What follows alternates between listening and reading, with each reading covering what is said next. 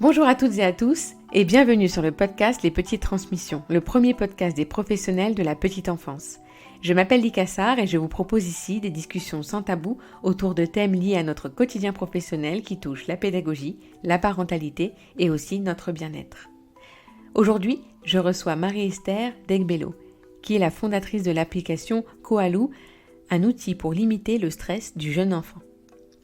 Infirmière anesthésiste de formation, Marie-Esther a pu explorer dans un premier temps tous les désagréments du stress sur la période préopératoire. Elle a décidé d'en faire son sujet d'étude et de révéler au grand public le fruit de nombreuses études scientifiques en faveur de la réduction du stress infantile. J'ai adoré échanger avec Marie-Esther qui est passionnée et passionnante. Ce sujet du stress nous parle à tous et nous avons orienté cet épisode vers le stress du tout petit, du jeune enfant, potentiellement ce que nous accueillons au quotidien.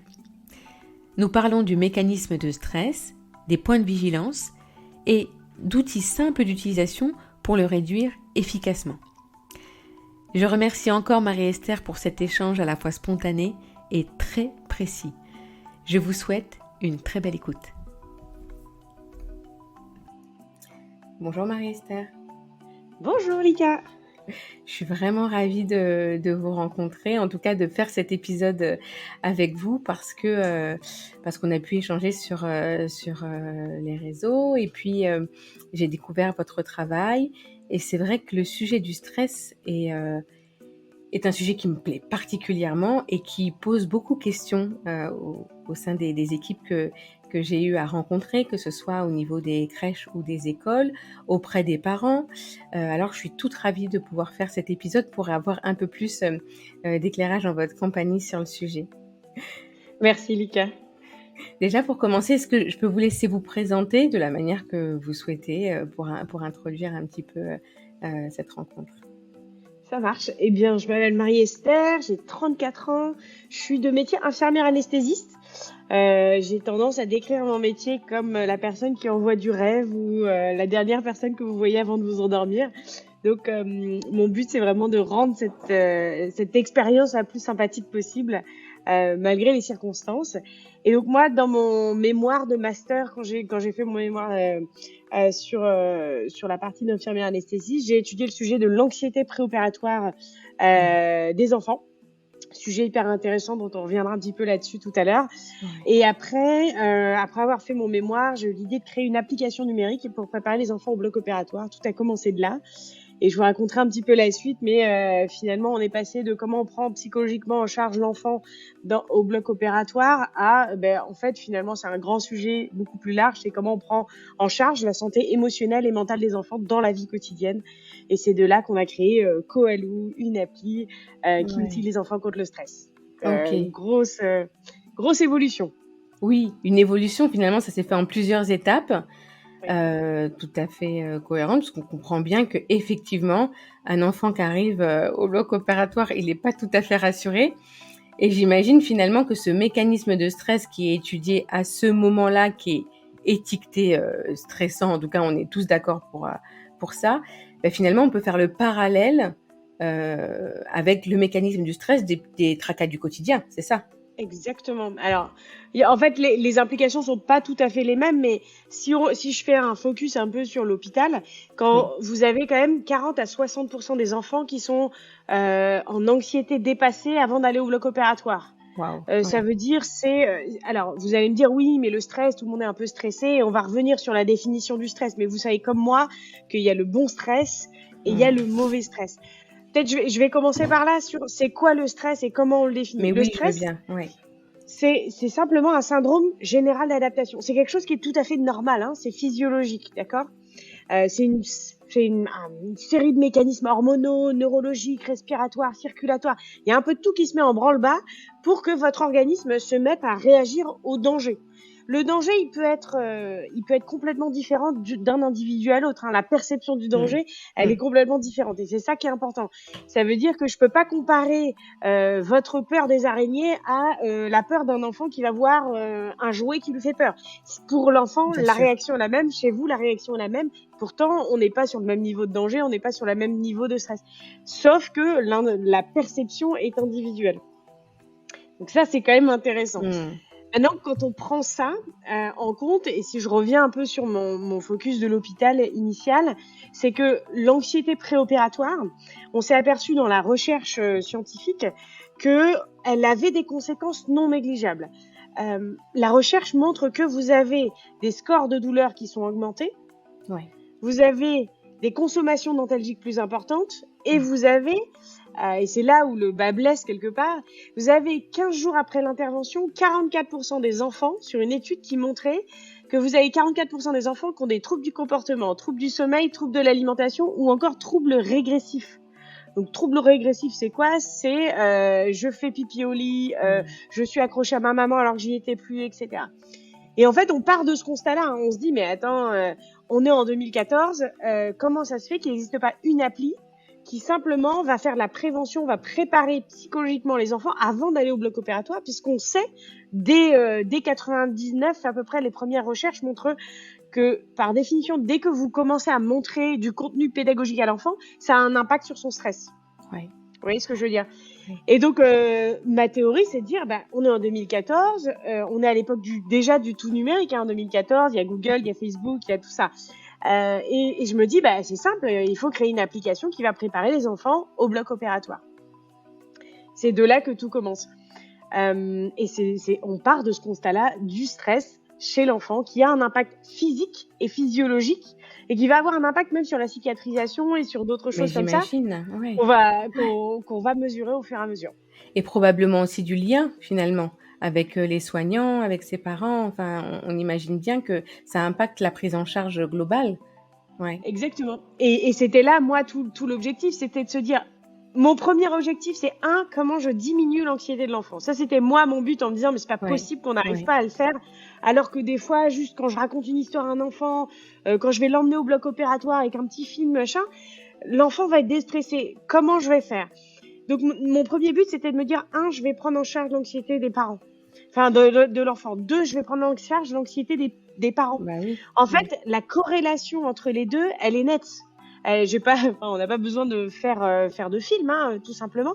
Un parent qui est anxieux va entraîner et va simplement tout donner finalement à son enfant, mais il va aussi donner ses émotions.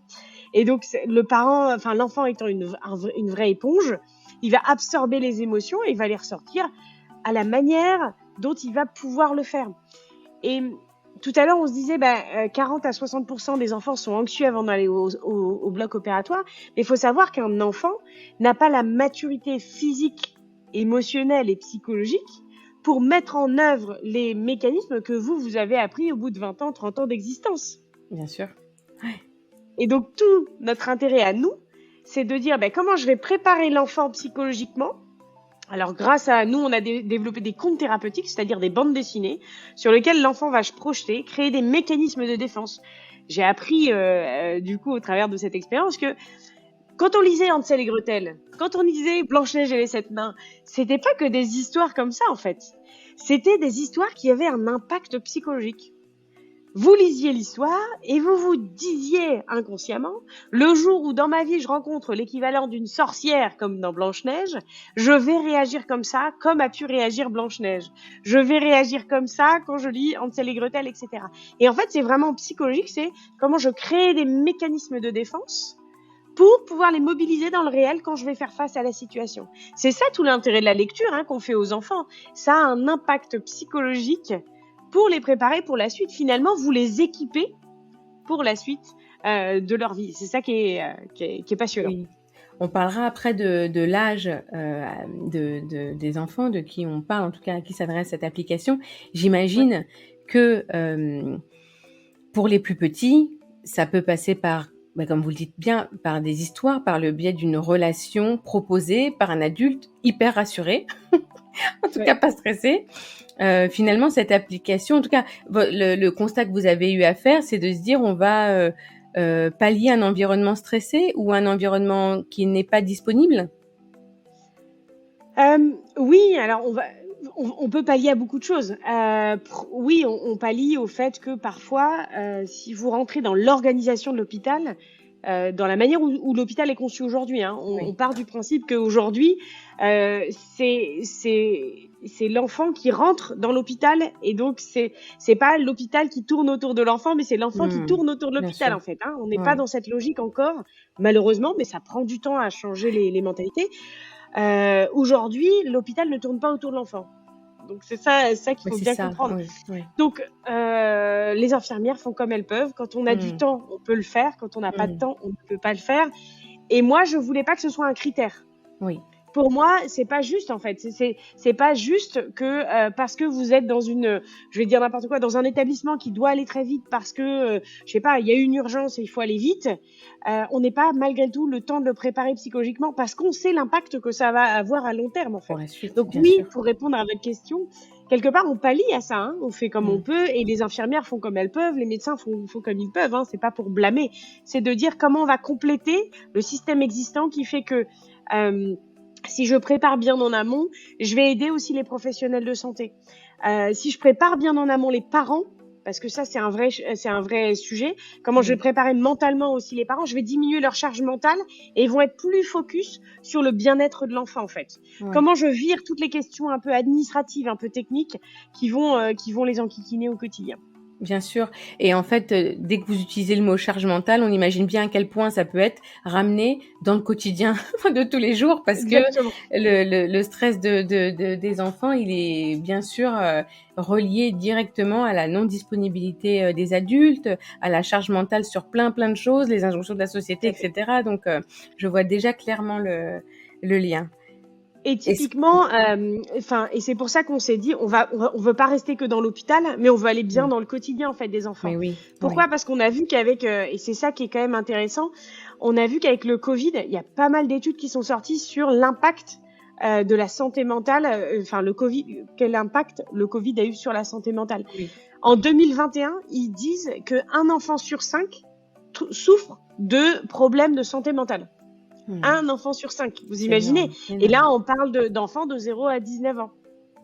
Il y a même des études qui vont encore plus loin et qui sont sorties sur le coût économique que ça peut représenter. Bien sûr, ouais. Bah oui, parce qu'en fait, on s'en rend pas compte, mais quand on doit investir, il y a une étude qui a montré que la perte de capital humain qui est liée juste au problème de santé mentale chez les enfants de 0 à 19 ans, c'est 382 milliards de dollars aux États-Unis.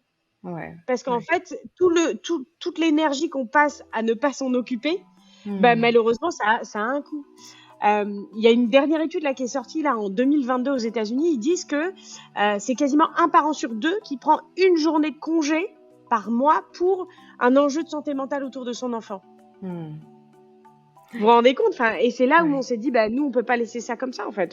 Moi, je peux pas continuer à regarder et à ne pas faire quelque chose. Et du coup, c'est là où on s'est dit, ok, si ça marche à l'hôpital, ça doit marcher aussi dans la vie quotidienne. Et c'est comme ça que on a développé un produit. Ok. Et pour revenir peut-être un peu sur la définition du stress, on en a parlé rapidement. Vous nous avez parlé aussi de la spécificité chez l'enfant, même si c'est pas vraiment une spécificité, mais de dire en tout cas que rien n'est à vraiment comparer par rapport à la perception, en tout cas, du danger. Vous avez, je ne sais pas si vous avez des choses à nous ajouter sur cette définition-là, peut-être pour mieux comprendre. Ouais. Peut-être pour refaire bien un focus sur l'enfant, faut savoir qu'un enfant, il est en constant développement et apprentissage. Et du coup, il a lui aussi sa charge de stress qui est augmentée parce qu'en permanence, on lui demande en permanence d'apprendre. Il est hyper sollicité en permanence. Et ce stress, il y a du bon stress dedans, il y a du mauvais stress. Peut-être ce qui est important de savoir, c'est quoi l'impact concrètement du stress sur l'enfant. On va retrouver 3 types d'impacts. Le premier impact qu'on va retrouver, c'est l'impact comportemental. Et du coup, ça va se manifester de manière différente. Qu'est-ce que vous, en tant que professionnel de santé, vous devez repérer? Parce que c'est ça aussi, on parle à des professionnels de santé qui écoutent ce podcast aujourd'hui. Les troubles du sommeil. Ça peut être dans les deux sens. Ça peut être... alors, je sais que vous êtes en crèche, donc parfois vous avez des enfants qui sont un peu petits, mais dans les deux sens. Ça peut être l'enfant qui refuse de dormir comme l'enfant qui dort trop. Ça peut être des tics. Ça peut être des impulsivités, ça peut être des troubles de la concentration, des difficultés d'apprentissage pour les plus grands, du refus scolaire pour les plus grands, un repli sur soi chez les bébés. On va retrouver soit de l'agressivité d'un côté, ou soit à l'inverse un repli sur soi, où vous voyez que l'enfant est complètement inhibé, il parle plus beaucoup. On va retrouver des troubles alimentaires, l'enfant qui mange, ou à l'inverse, celui qui a un tout petit appétit, qui mange pas, vous voyez qu'il est pas bien, etc. On va retrouver des crispations posturales, ça c'est important en crèche de repérer ça. Vous voyez d'un seul coup l'enfant qui se crispe un peu, vous le voyez bien, qui commence à plus bouger, les yeux se fixent. On va retrouver quand même des symptômes comme ça que vous, en tant que professionnel de santé, vous pouvez un peu aller dire ça c'est pas normal. Le deuxième impact, au-delà de l'impact comportemental qu'on va retrouver, c'est un impact physique. Alors c'est sûr que avant 3 ans, c'est pas un enfant qui va vous dire j'ai mal à la tête, etc. Mais malgré tout, on peut quand même repérer quelques petites choses. Ceux qui vont commencer à pouvoir s'exprimer, on va retrouver des maux de tête, des maux de ventre. J'ai mal au ventre, maman, je me sens pas bien, etc. Vous allez retrouver des troubles digestifs, les nausées, les diarrhées, les gaz, les constipations. On va retrouver les troubles cutanés. Vous avez beaucoup d'enfants qui font de l'eczéma. Moi, on anime un groupe là sur Facebook qui s'appelle Santé mentale et émotionnelle des enfants. Et il y a beaucoup de mamans qui nous disent moi mon fils il fait de l'eczéma, moi mon fils il se gratte. Vous avez même des pelades. Vous avez vous pouvez retrouver plein de choses chez les enfants. Des envies urinaires impérieuses, les enfants qui ont tout le temps envie de faire pipi. Vous dites mince, c'est pas normal. Bon voilà, c'est des symptômes qui sont physiques et c'est ce que je vous disais tout en début. Le stress, ça a un impact physique, physiologique, hormonal. Et puis après, vous allez retrouver enfin un dernier impact qui est l'impact psychologique. Vous allez retrouver de l'irritabilité, des troubles de l'humeur, l'émotivité, les ruminations, l'anxiété de séparation. Et vous connaissez bien ça en crèche, combien c'est compliqué la gestion de la séparation avec les parents. Vous allez retrouver les peurs, un enfant qui sursaute aux moindres choses. Voilà, ça c'est quand même des symptômes sur lesquels vous devez être vigilant. Alors la question qui vient derrière, Lika, c'est peut-être de vous dire à partir de quand on s'inquiète finalement, parce que vous pouvez me dire mon enfant il a de la diarrhée, je m'inquiète ou pas. Non, on va pas s'inquiéter dès le moindre petite chose. Là où vous devez vous inquiéter, il y a 2 choses qui doivent vous faire inquiéter. Premièrement, quand les troubles durent, et deuxièmement, en fonction de l'intensité. Alors quand les troubles durent, je vais vous prendre un exemple assez typique, c'est le mal de ventre quand l'enfant va en rentrée scolaire. Vous voyez, il est pas bien, il a mal au ventre, il se tortille, il veut pas y aller, etc. Ça nécessite pas nécessairement d'aller consulter ou d'être pris en charge longtemps. Si vous faites un peu de réassurance intensive, il y a des petits outils de relaxation. Voilà, avec un peu de contenu adapté, vous pouvez faire un déblocage rapide. Par contre, votre mal de ventre, il se répète depuis plusieurs jours. Vous avez c'est peut-être signe d'une pathologie ou d'une décompensation de stress.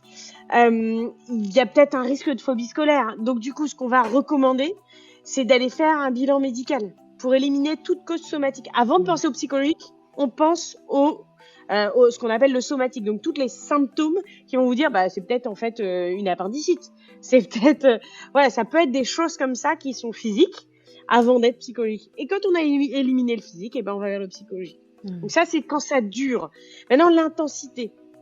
Si je reprends l'exemple du mal de ventre, si vous avez des plaintes qui sont associées à des vomissements, votre enfant il bouge pas, il parle plus, il a des douleurs fortes, on va directement à nouveau vérifier qu'il n'y a pas de symptômes, les gastro-entérites, les appendicites, les hernies, tout ce que vous voulez au niveau digestif. Par contre, si vous voyez que c'est pas somatique, là encore, à ce moment-là, ce qu'on va vous suggérer, c'est d'être accompagné sur la partie débordement intense de ses capacités, quoi. Okay. Donc, ce qu'on peut retenir, c'est que si c'est isolé court et d'intensité modérée, ça reste à peu près normal. C'est aussi nécessaire pour que votre enfant, il apprenne à gérer son stress. On peut pas leur éviter de stresser, en fait. La vie, c'est stressant, c'est comme ça. Maintenant, ce qu'on peut faire, c'est les équiper. Leur donner des moyens pour, ce qui est différent. C'est-à-dire, soit on subit, ou soit, au lieu de subir, on va faire un peu de prévention. Et on va aller plus loin et on va les aider, on va les équiper pour dire, tu vois, quand tu stresses, voilà ce que tu peux faire. Tu vois, quand c'est compliqué, voilà quels outils. Et il n'y a pas une formule magique. C'est comme le sommeil, il n'y a pas une formule magique. Il y a celle qui va convenir à votre enfant. Et moi, mon but, c'est que votre enfant trouve la solution qui lui convient à lui. Et si j'ai trouvé ça, alors je suis contente. C'est-à-dire que vous proposez des outils qu'ils mettent dans leur boîte à outils sur mesure pour leur méthode à eux, quoi. C'est ça. Voilà. Nous, ce qu'on leur propose, c'est de découvrir plein d'outils différents. C'est ça. C'est-à-dire qu'il Ouais. y a des fois où même nous, en tant que parents, on a des réticences en disant oh la respiration, ça marche pas. En fait, c'est super intéressant. Si je prends le cas d'usage de la respiration, la cohérence cardiaque, ça a été prouvé scientifiquement que vous avez un impact. Et c'est physiologique en fait. Quand vous allez ralentir la respiration de l'enfant, vous allez avoir un impact sur le rythme cardiaque qui va diminuer la sécrétion de cortisol, qui va diminuer la sécrétion de différentes hormones, qui est responsable du stress et qui va libérer de l'endorphine. Et là, vous allez vous calmer. Et c'est vraiment comment on aide les enfants et les parents à comprendre ce qu'ils sont en train de faire. Et c'est comme ça que c'est ce qu'on a appelé en anglais de l'empowerment, mais c'est comment on donne aux enfants et aux parents des outils. Et ça sert à quoi un outil? Un outil, c'est pour être plus fort en fait. C'est pour être plus puissant dans les situations où habituellement on est impuissant. Ouais. Ok. Tout à l'heure, vous avez parlé quand on parlait du pré-op, de l'état de stress dépassé. Comme s'il y avait donc plusieurs états de stress, c'est ça? Oui. Et c'est quoi l'échelle? C'est quoi le... Alors nous, on utilise différents types d'échelles en fonction de l'âge de l'enfant. Si vous êtes sur des âges supérieurs à 6 ans, à partir en règle générale, c'est une généralité, votre enfant est capable de mesurer son état de stress. C'est-à-dire de dire, sur une échelle de 0 à 10, 0, j'ai pas du tout de stress, et 10, c'est trop compliqué pour moi à gérer. C'est au-delà de mes capacités. L'idée, c'est d'apprendre à votre enfant à mesurer comment tu te sens. C'est comme la douleur, vous savez, le VA. D'accord, oui. Et on fait exactement le même principe, sauf que maintenant, on l'applique au stress, en fait. Et on se dit, OK, tu vois, quand tu te souviens, dans cette situation-là, tu étais très, très, très stressé, tu étais à 10 sur 10, et maintenant, comment tu te sens? Vous lui donnez un référentiel pour qu'il puisse se dire, ah oui, là, je me souviens, j'étais super méga stressé. Là, non, du coup, je suis pas à 10 sur 10, je suis à 5 sur 10. Maintenant, quand on parle des plus petits, parce que c'est là. Là, je vous parle des 3 à 6 ans, 4-6 ans. On va utiliser l'échelle des visages. Sur l'échelle des visages, les enfants sont capables de reconnaître là je suis triste, là je suis content. On va garder les émotions basiques, on va pas aller dans de la complexité, etc. On va être dans les émotions basiques. Je suis triste, je suis content, je suis inquiet, etc. Et là, en fait, on va lui faire choisir une petite émotion qui correspond à ce qu'il vit au moment où on est en train de se parler. Et après, pour les tout petits, après, il va y avoir d'autres échelles que l'on peut utiliser, mais qui vont être un petit peu différentes et qui vont être non pas de l'auto-évaluation, mais vous êtes dans l'hétéro-évaluation où c'est vous en tant que professionnel de santé qui allez pouvoir simplement donner en fait les éléments et dire voilà, il est stressé ou il n'est pas stressé. Ok, d'accord. Ok, donc oui, j'avais une autre question par rapport au stress du quotidien. On entend de plus en plus parler des bébés, des bébés à besoins intenses, des enfants hypersensibles avec un niveau de stress peut-être plus souvent dépassé par rapport à la moyenne. Finalement, c'est aussi un outil c'est un outil qui convient à tous les enfants, j'ai bien entendu, et peut-être comme un outil du quotidien, en tout cas pour ces enfants-là. En fait, notre outil, il a vraiment été conçu pour s'adapter justement aux différentes personnalités et au développement psychique des enfants. En fait, notre but, c'est de faire de la prévention de la décompensation du stress. Et ce qu'on fait, c'est qu'on renforce les défenses de l'enfant, peu importe sa personnalité. Mais c'est sûr que pour des enfants qui sont plus sensibles, il existe des enfants plus sensibles au stress, comme nous, il existe des personnalités en tant qu'adultes qui sont plus sensibles. C'est les personnalités qui sont anxieuses, les 10, vous savez, les dyslexiques, dyspraxiques, etc. Les TDA, on entend beaucoup parler des TDAH, les hypersensibles émotionnels, les phobies, les enfants qui sont phobiques. Il y a déjà des enfants qui sont phobiques assez tôt, ceux qui ont des TOC. L'idée, c'est qu'ils puissent acquérir et maîtriser des outils thérapeutiques qui pourront servir toute leur vie. En fait, et c'est vraiment ça toute l'idée. C'est comment vous allez finalement vous dire, de la même manière que finalement, je prends soin de ma santé, je vais faire du sport pour prendre soin de ma santé. Et là, je m'équipe également pour ma santé mentale. Voilà, pour moi, c'est vraiment la même chose que le sport. C'est vraiment, on entraîne sa santé physique, on entraîne sa santé mentale. C'est de la même manière. Ouais, ouais. Faut juste que ça rentre dans nos mentalités aussi, parce que c'est aussi un Exactement. changement de paradigme qu'on est en train de vivre. Enfin, je veux dire, il y a 3 ans, avant le Covid, on parlait pas tant de la santé mentale, parce que oui, bon, bah, c'était pas très français. Ceux qui avaient un problème, ils allaient voir un psychologue et c'était pas très très bien vu. Aujourd'hui, vous croisez les mamans, le machin, c'est je vais voir le psychologue, ça se passe bien, ça m'a bien aidé, et on le démystifie. Et C'est il faut vrai. vraiment arriver à le démystifier comme vous avez un problème physique, vous allez chez votre médecin généraliste, vous avez un problème mental, ça arrive, la vie est compliquée, et on va voir un psychologue. Et puis bon, on n'en fait pas tout un plat et une maladie, quoi. Vous annoncez pas à la terre entière que vous allez voir votre généraliste. C'est la C'est même vrai. chose. Ouais, ouais. C'est vrai. Et au quotidien, c'est vrai que les professionnels de la petite enfance et de l'enfance sont plus ou moins formés, parce que c'est quelque chose qui va être plus développé, je pense, au niveau des formations initiales, l'accompagnement du stress du jeune enfant. Mais n'empêche qu'on leur demande d'être assez vigilante à ça, de pouvoir avoir des comportements, des postures. On sait à quel point, on connaît l'impact de, de nos postures, de notre accompagnement bienveillant sur le développement de l'enfant et donc sur la façon dont il va être capable d'accueillir ce stress-là, de le gérer, non pas de l'éviter, mais en tout cas d'y faire face et de le vivre, en tout cas de l'accueillir. Quels conseils vous pourrez donner à des professionnels donc de terrain qui, en première intention, je dirais, avant d'arriver sur de conseiller l'application à des parents éventuels, et ça, je Bien pense sûr. plus aux enfants de fin de crèche, voire début d'école, quoi. Mais en Tout à première fait. intention, à des professionnels de terrain, qu'est-ce qu'on pourrait leur conseiller?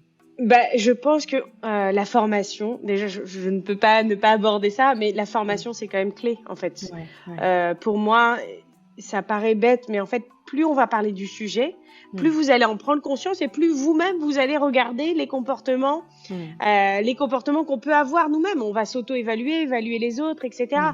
Je prends l'exemple parfois des phrases qu'on a pu dire pendant des années qui étaient très négatives sur les enfants, et puis on s'en est pas rendu compte jusqu'à ce que quelqu'un commence à nous dire bon, c'est un peu trop négatif peut-être, et on va se rendre compte qu'en fait on l'utilise régulièrement. Donc c'est au travers de la formation qu'on va passer déjà les premiers messages. La deuxième chose, c'est qu'on peut travailler sur l'environnement, la taille des espaces, le nombre d'enfants par salle, la température. On peut travailler également sur du matériel. Par exemple, quand vous avez des enfants qui sont hypersensibles au bruit, il y a des casques qui existent pour les enfants, en fait. Parce que ça, c'est aussi source de stress pour les tout petits. Vous avez ceux qui peuvent être hyper impressionnés par les nouveaux lits. Mettez un petit cocon, c'est plus petit, vous savez que l'enfant est rassuré, et donc il se sent mieux, en fait. On peut masquer les bruits. Aussi, il y a des outils pour ça. Il y a des projecteurs de son, de lumière qui peuvent aussi aider. Et puis, vous allez être aussi dans la réponse qui va être affective, en augmentant la réassurance des enfants. On sait, il y a beaucoup de neuropsychiatres qui ont fait des études sur l'impact du câlin, de la réassurance, du fait de contenir l'enfant, qui a beaucoup d'impact sur lui, en fait. Et on se le dira jamais assez. Enfin, moi, c'est souvent ce que je dis, c'est reconnaître que c'est compliqué pour l'enfant. Lui dire, j'ai vu que c'était compliqué pour toi. Qu'il ait 0 ans, 1 an, 2 ans, 3 ans, et moi, c'est personnellement mon expérience que je fais au bloc opératoire. Quand j'ai un petit bébé dans les bras, je lui explique les choses. Qu'ils comprennent pas, moi, je ne sais pas ce qu'il comprend. Mais ça ne m'empêchera jamais de lui expliquer. Écoute, tu vois, là, on va dire au revoir à maman. Tu vas la revoir tout à l'heure. Ce qu'on va faire, c'est que moi, je vais t'emmener, je vais te mettre sur un matelas tout chaud pour que tu sois bien, pour que tu sois confortable. Je comprends que tu aies peur. C'est pas facile. Mais on va t'aider et t'accompagner pour que tu sois le mieux possible. Et pour moi, c'est vraiment d'être dans cet impact-là. Et après, il y a des enfants, vous réussirez rien qu'avec un discours assez calme, avec une voix posée, avec une assurance en vous-même, en ayant confiance en vous-même. Et je pense que vous avez des super professionnels de santé. Et déjà, je pense que sur des écoles Montessori, forcément, on est déjà plus vigilant à ça. Mais c'est vraiment de se dire comment je vais avoir confiance en moi, et je vais faire ce mode cocon, en fait, avec l'enfant. C'est à moi de créer cette relation. C'est sûr que ça nécessite de prendre du temps parfois, et c'est sûr que d'avoir un quota qui est adapté d'un adulte pour 3 enfants, parfois vous aurez besoin de plus de disponibilité pour un que pour l'autre, etc. Donc oui, Et après, vous pouvez toujours essayer les massages, l'hypnose conversationnelle qui marche très très bien. Ça m'arrive souvent de le faire. On a une mauvaise idée du mot hypnose conversationnelle parce on l'associe un peu, peut-être parfois à l'hypnose de ce qu'on peut voir dans les cirques. Voilà, et en fait, au-delà du mot hypnose conversationnelle, ce que moi je veux entendre, c'est un discours qui est rassurant pour l'enfant, en fait. C'est un discours qui va être un peu monocorde, mais où vous allez contenir l'enfant, vous allez le rassurer, le bercer, ça marche très très bien. Mine de rien, on se rend pas compte, mais le bercer et garder les mots calmes et lui dire je comprends que ce soit compliqué avec son doudou, on va faire autre chose, je vais t'expliquer, je vais te montrer d'autres choses, et ça marche très très bien. Oui. Et puis à partir de 2 ans, vous pouvez utiliser des outils un peu plus dynamiques. Comme quoi? Vous pensez à quoi? Vous pouvez utiliser justement des petits exercices de respiration. Ils sont capables de comprendre les choses basiques, de s'installer, d'apprendre à respirer calmement. Voilà, il y a pas mal de petits outils que vous pouvez utiliser, d'apprendre à mettre des mots sur ses émotions. C'est très important. On parle. On en a parlé que très tardivement. Enfin, il y en a qui étaient très précurseurs, mais le temps que le message arrive à l'ensemble du grand public, mettre des mots sur les émotions le plus tôt possible pour les enfants, c'est les outils pour l'avenir. Oui. Combien nous on aurait voulu quelque part, même moi en tant qu'adulte, apprendre et avoir appris à ce qu'on me dise, tu vois Marie-Esther, là ce moment-là tu es anxieuse, là c'est compliqué pour toi. Là, voilà, même maintenant en mode adulte, je suis obligée de faire l'effort intellectuel de m'arrêter, de me dire tiens, tu ressens ça aujourd'hui. Donc si on leur donne dès le début. Oui, j'allais corroborer ça parce qu'il y a des études même qui montrent que plus tôt on parle des émotions, même avant l'âge préverbal, pour l'enfant, et puis on va lui permettre peut-être même de parler et de donner des premiers mots en lien avec ses émotions. Tellement c'est important pour lui que de pouvoir les traduire en mots, mais ça a la condition d'avoir posé des mots sur ses émotions, de ce qu'il vit, de ses ressentis, de légitimer finalement, comme on nomme, comme ce qu'il vit a un nom, c'est qu'il existe et qu'il est compris, su et accueilli. Et vous avez dans cette même idée la langue des signes qui a appris de plus en plus tôt chez les enfants et qui permet de faire un tampon avec la frustration des enfants qui n'arrivent pas à parler encore. Ce qui aide aussi à retirer les frustrations des besoins essentiels, pipi, caca, manger, boire, etc. C'est des besoins qui sont dits essentiels et qui sont source de stress pour l'enfant parce que ça monte, ça monte, ça monte, ça monte. Il n'a pas les compétences pour pouvoir l'exprimer autrement qu'en criant, etc. Donc du coup, il y a d'autres petites techniques comme ça qui peuvent aider et qui sont hyper utiles pour les enfants. C'est vrai. C'est plein de super idées. Ça me fait quand même penser que ça nécessite la disponibilité de l'adulte et surtout une bonne connaissance du stress, de son propre stress par l'adulte. Et ça, c'est encore une autre histoire et peut-être encore un autre épisode. Mais c'est sûr que voilà, pour rencontrer beaucoup de professionnels de santé, mais du sanitaire et social, de l'enfance, de la petite enfance, dès l'instant où les adultes sont quand même un peu stressés parce que charge importante, puis on sort d'une période qui nous a pas du tout, en tout cas on sort pas, on est encore dans une une période qui ménage personne et on peut imaginer que ça demande un double exercice que de se remettre dans quelque chose d'un accueil de notre propre stress pour pouvoir accompagner le potentiel de l'enfant, celui de l'enfant. Ouais. Et c'est marrant que vous disiez ça parce que je me souviens bien, j'ai écrit un premier article de blog en avril 2020 en disant la santé mentale des enfants, le grand oublié de cette pandémie. Mais je savais pas qu'on allait passer en pandémie. On commençait à avoir les premiers symptômes partout. Ouais. Et je me suis dit, c'est vraiment le dernier truc qu'on allait oublier. Et vous savez pourquoi ? Parce que nous-mêmes, on savait pas gérer nos propres émotions. Bien sûr. Ouais. Et on peut pas demander à des enfants de bien gérer leurs émotions comme nous-mêmes, on n'est déjà pas capable de gérer les nôtres, en fait. Ouais. Et du coup, ce que je veux peut-être aussi laisser comme message, c'est la pandémie, c'est une très bonne chose pour qu'on se souvienne qu'on ne peut pas tout maîtriser dans la vie et il y aura d'autres circonstances qui seront compliquées comme ça. Par contre, ce qu'on demande aux parents, c'est de dire à leur enfant, tu sais, moi-même, je ne sais pas comment réagir et c'est compliqué pour moi. Ouais. Parce que rien que le fait de reconnaître ça, Ça aide aussi l'enfant et ça légitime les émotions de l'enfant de dire moi aussi je suis perdu, si maman est perdue, moi aussi je suis perdue. Mais ne t'inquiète pas, nous sommes là et nous sommes là pour toi et on va réussir à s'en sortir ensemble. Et le simple fait déjà de reconnaître, ça peut largement nous aider quoi. Complètement. Et aider les enfants. Ouais.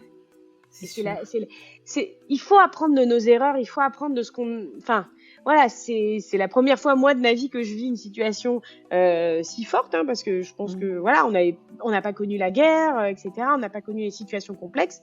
C'est une situation qui est complexe, et encore une fois, on n'est pas dans la guerre, on n'est pas en Ukraine, etc. Mais ça peut être déjà suffisamment compliqué. Donc, qu'est-ce que je fais de ces émotions-là?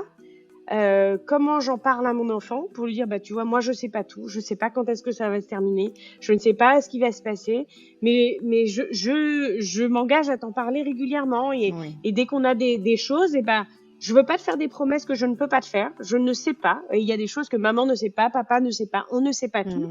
Par contre, ce qu'on peut faire, c'est juste proposer un moment d'écoute, proposer un moment de partage et dire oui, tu vois, moi aussi c'est compliqué. C'est vrai que ça fait peur. Oui, parfois ça fait peur et puis on a envie de protéger tout le monde, alors c'est vrai.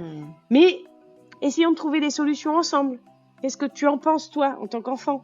Et l'enfant, ils ont des idées et parfois quand vous les entendez raconter des histoires, vous dites oui, c'est beau la naïveté de l'enfant, mais parfois aussi ça nous rappelle la vraie vie que il peut y avoir d'autres solutions, il peut y avoir d'autres choses quoi. Ouais. Et puis comme vous dites, de rassurer sur mais je suis là avec toi. Exactement. Dans l'instant présent. Dans l'instant présent et on est ensemble et aussi reconnaître que on se détache de l'instant présent quand on spécule et qu'on imagine et qu'en fait on maîtrise pas. Ouais. C'est ça. Est-ce que vous pouvez me parler plus précisément de cette application? Parce que du coup, je suis très curieuse de savoir concrètement ce qu'elle est, ce qu'elle fait, ce qu'elle propose, à partir de quel âge. Enfin, j'ai plein de questions. Comment vous pourriez la présenter Ça marche. Alors déjà, c'est une application qui est pour le grand public, pour les enfants de 3 à 10 ans. D'accord. Alors, pourquoi on a mis la limite de 3 ans ? C'est pas tant que ça pourrait pas être utilisé un petit peu avant, c'est que on suit les recommandations sur l'utilisation des écrans. Bien sûr. Et donc, comme on dit, moi je veux pas promouvoir des choses qui seraient pas en accord. On veut que notre appli soit vraiment un outil. Alors, c'est quoi concrètement ? C'est un programme qui est pensé pour plaire aux enfants. C'est vraiment de la thérapie digitale.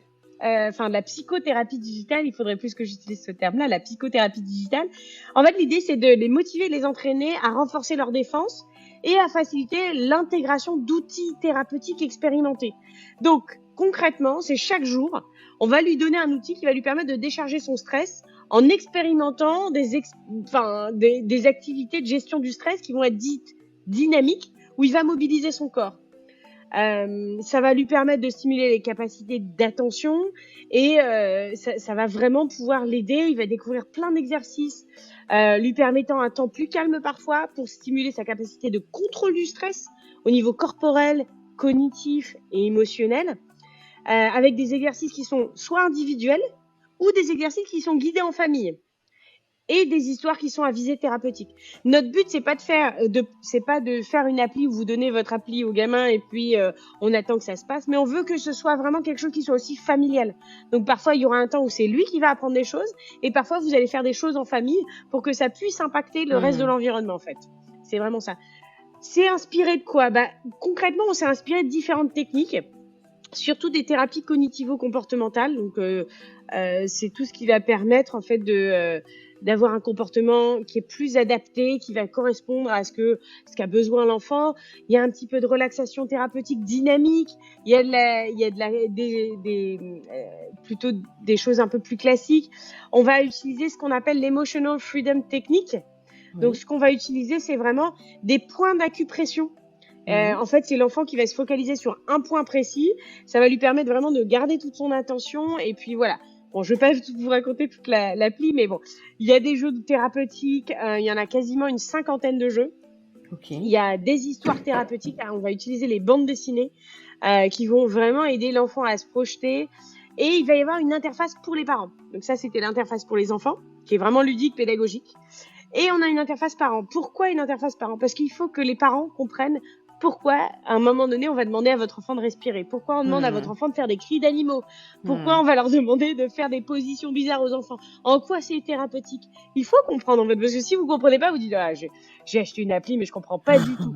Donc, l'idée, c'est vraiment de leur expliquer c'est quoi qu'il est en train de faire. Donc, tout ce qui va permettre de renforcer les liens familiaux, la réassurance affective, l'estime de soi. On va retrouver des checklists pour faciliter la communication avec le vide ton cartable. Donc, en rentrant à la maison, c'est une sorte de checklist pour la santé mentale. Est-ce que j'ai bien pensé à faire ça, ça, ça et ça? On va retrouver des bilans hebdomadaires de suivi du stress. On va retrouver des articles spécialisés. Enfin, voilà. Je vais pas tout vous citer, mais j'ai essayé de vous décrire. Donc, une partie pour l'enfant qui est vraiment ludique et pédagogique où il y a que des jeux, quelque part. Et une partie pour les parents où c'est plus de l'explication et où on va un petit peu vous aider à mieux comprendre votre enfant. Ok. Sur quoi on s'appuie pour créer tous ces programmes-là? Enfin, j'imagine que vous n'êtes pas seule derrière cette application, Marie-Esther. Sur quoi vous vous appuyez pour sortir toutes ces propositions? Eh ben, alors déjà, on s'appuie sur la recherche. Moi, il y a un des sujets qui me tient particulièrement à cœur, c'est pas de sortir une appli de bien-être. Oui. Je pense qu'il y a plein d'applis de bien-être. Vous prenez des applications de méditation, tout ça, c'est chouette. Non, moi, je veux vraiment sortir de la psychothérapie digitale pour enfants. C'est-à-dire quelque chose où scientifiquement, et ça va être mes prochaines étapes là, dans l'année à venir, dans les années à venir, de montrer que scientifiquement, vous avez un impact psychologique chez l'enfant et qui va avoir un impact physiologique derrière, basiquement.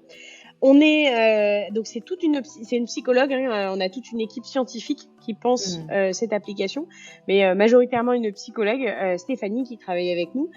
Et derrière, bien sûr, il y a d'autres personnes. Il y a un illustrateur, il y a quelqu'un qui pense les écrans, on a un ingénieur, voilà.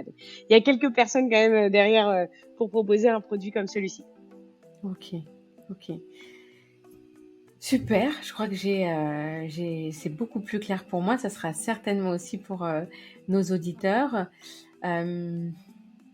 Peut-être aussi aider certains parents, s'il y en a qui veulent. On a créé, je vous ai parlé tout à l'heure d'un groupe Facebook. Oui, voilà, j'allais vous autour de demander où est-ce qu'on nous retrouve. Alors, on nous retrouve sur les réseaux sociaux, majoritairement sur Facebook, parce que les gens de notre génération sont pas mal sur les réseaux sociaux, et c'est surtout Facebook, en fait, c'est un outil qui est sympa pour communiquer.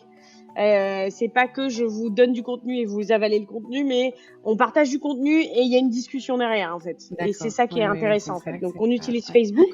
On a une page qui s'appelle koaloo.com. Si vous voulez voir notre programme sur la thérapie digitale, c'est koaloo.com/zencool. Comme le nom du programme sur le stress et l'anxiété, on est en train de travailler déjà sur le deuxième programme sur la gestion des émotions, parce qu'on sait que c'est compliqué pour les enfants aussi, la gestion des émotions. Donc, on veut pareil, les outiller sur la gestion des émotions. Et on travaille également à la sortie d'une appli gratuite, sur quelque chose qui peut permettre aux parents d'avoir un minimum d'exercices, qui puissent tester un petit peu, avoir des histoires sur différents sujets qui pourront les accompagner. Donc, vous nous retrouvez sur les réseaux sociaux, sur Internet, on est là, et vous n'hésitez pas, vous pouvez me retrouver moi-même si vous avez directement des questions sur LinkedIn, sur Facebook, majoritairement je passe beaucoup de temps dessus pour permettre de répondre à tout moment aux parents dès qu'ils ont une question, quoi. Ok, super. Je mettrai tous ces liens dans la bio de l'épisode, comme ça ce sera facile pour nos auditeurs de les retrouver. Merci beaucoup Marie-Esther. J'ai ma petite dernière question du podcast. Qu'est-ce que vous pourriez me conseiller pour m'aider à construire encore la suite de la vie de ce podcast? Une idée de nom de personnes à inviter ou bien de thèmes à aborder? Alors j'avoue que moi du coup j'ai envie de vous proposer plusieurs choses, des coups de cœur qui sont des coups de cœur numériques, mais qui sont intéressants parce que je trouve que c'est bien aussi que des professionnels de santé aient conscience de ce qui se passe dans le milieu du numérique maintenant. Ça avance très vite, ça va très vite, et parfois on a l'impression qu'il y a un petit décalage entre ce que vous pouvez vivre dans votre milieu professionnel et dans la vie à côté. Donc j'ai 2 noms qui me viennent en tête. J'ai Malo qui est Bonjour Malo, qui est un carnet de vaccinal digital. Ouais. Et voilà, et donc c'est super intéressant. En fait, ils ont tout digitalisé, le carnet de santé. Et puis j'ai Mila qui est un jeu qui va permettre aux enfants dyslexiques de mieux apprendre leur dyslexie et de mieux progresser. Super. Donc voilà ce vers quoi je peux vous proposer. Super. Merci beaucoup Marie-Esther pour tout cet éclairage. Mika, je vous ai perdu. Allô? Allô? Marie-Esther, vous m'entendez pas? Merci beaucoup Marie-Esther pour tout cet éclairage sur le stress et puis d'avoir répondu à toutes nos questions, de nous avoir présenté votre appli et puis je vous dis peut-être à bientôt pour un autre épisode. Au revoir Marie-Esther. Vous m'entendez pas?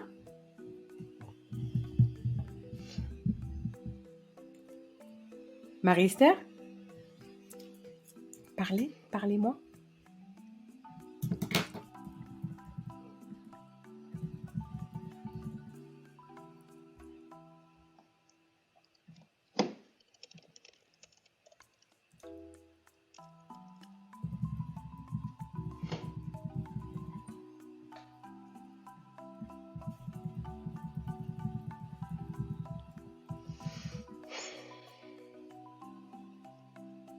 Alors, vous m'entendez? Oui. Moi, je ne vous entends plus, Lika.